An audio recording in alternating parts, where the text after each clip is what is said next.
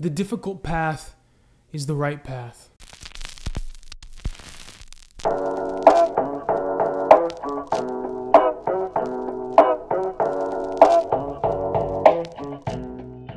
According to the World Health Organization, 300 million people around the world suffer from depression. Depression affects 20 to 25% of Americans 18 and over in a given year. That's roughly 16.7 million adults. Suicide is the second leading cause of death in the world for those aged 15 to 24 years. According to the Centers for Disease Control, suicide takes the lives of 45,000 Americans each year. And rather unsurprisingly, school shootings have continued to grow in ever-increasing numbers. According to the Center for Homeland Defense and Security, 2018 saw the greatest number of school shooting incidents in the United States ever recorded. That number was 82 school shootings. And all of this is in arguably the most connected period in human history. Not only are we a click away from conversing with someone halfway across the world, but we're living in a time where help for just about any issue that we're dealing with is right at our fingertips. There's a great deal of value available to us, but also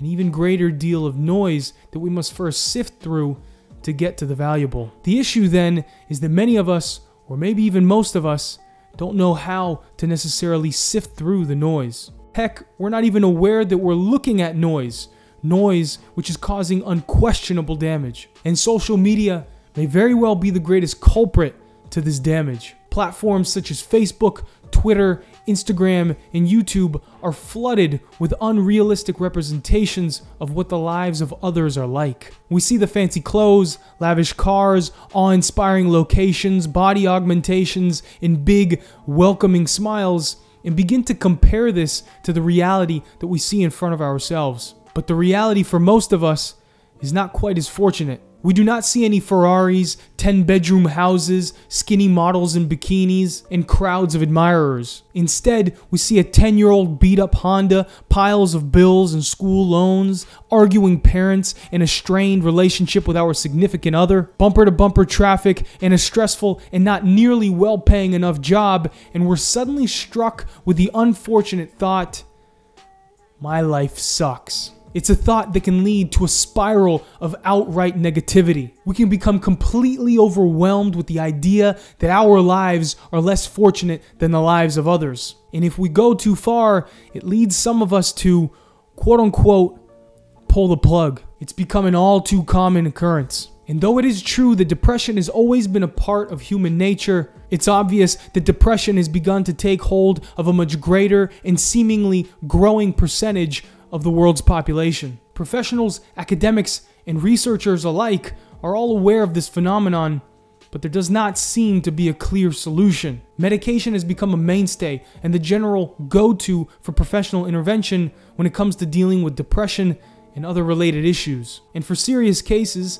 as studies have shown, antidepressants can be an effective measure in helping to quell those issues. However, while this may be true, the fact of the matter is that drugs cannot get to the root cause of an issue. They can, of course, decrease the momentary effects of the problem. However, they will not get rid of it entirely. As soon as the drugs wear off, the problems will rise again. This puts us in a very delicate situation. We have this great ability to help those that are struggling with issues such as depression through the advent of modern medicine. However, it is not enough. Mental health issues cannot be solved the same way as physical health issues. A drug may be able to help your body heal, but a drug will not help your mind heal. It will only mask the symptoms. So what is it that we can do? How do we overcome this massive issue? Well, one answer is very simple. We do it by taking the difficult path in life. The world we live in today is unquestionably easier and safer than ever before in human history. Majority of the world's citizens have access to education. Workers' rights are the most humane that they've ever been. Basic human rights are by far upheld to the greatest degree. Slavery is practically non-existent in comparison to slavery of the past. Wars are fewer in number. The infant mortality rate is the lowest that it's ever been. Medicine is greatly superior, and you truthfully have the opportunity to not work a single day of physical labor in your life because of the massively available amounts of work that you can engage in all thanks to the internet. In the past, physical labor was not an option. It was a must. This is something that much of our younger generations seem to be oblivious to. So ultimately, life has become too easy, and rather shockingly, has made our mental health more delicate. As soon as something doesn't go our way and the going starts to get a little tough, we kick and scream and shout and cry. This is the result of a spoiled society. And trust me, I'm not pointing fingers.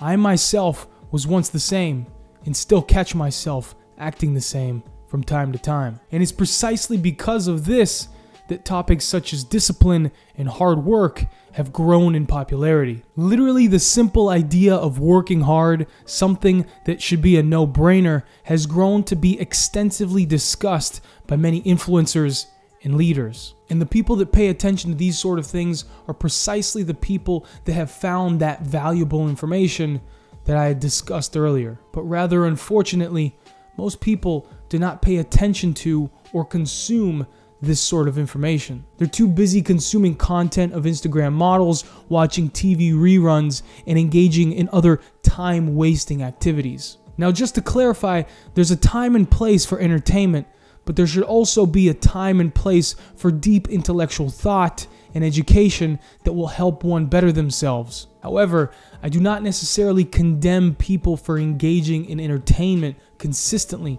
because it's precisely these social media outlets that are pushing this sort of content to their users. Their algorithms are created such that their sole purpose is to keep you hooked to that screen and on their applications.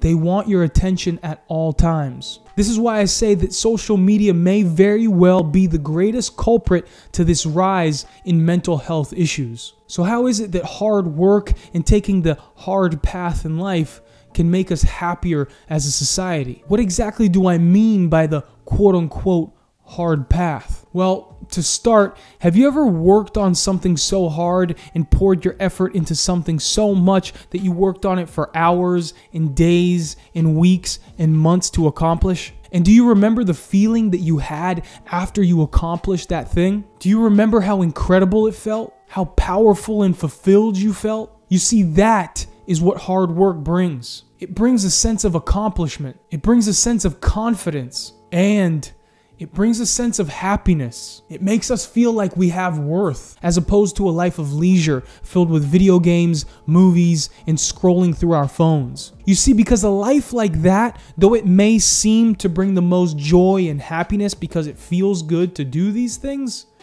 is actually the opposite. That instant gratification that you get from playing a video game quickly becomes boredom, which leads to rambling thoughts, which leads to negativity, and which ultimately leads to depression. Instant gratification is the enemy. However, a life of striving towards a difficult goal, a life of waking up early in the morning to accomplish those things that you've set out for yourself that day, that brings true happiness. Yes, it may not be as fun in the moment. However, in time, we begin to enjoy that little bit of struggle because we know that it's going to ultimately lead to a much greater sense of happiness. You see, that is the opposite. It's delayed gratification, and that should be your primary focus. Because the truth of life is that nothing good comes easy. Ask any successful person. And if it is easy, then it likely won't bring you much good. Listen, we all want to feel important, whatever that may mean to us individually. Well, nothing is going to make you feel more important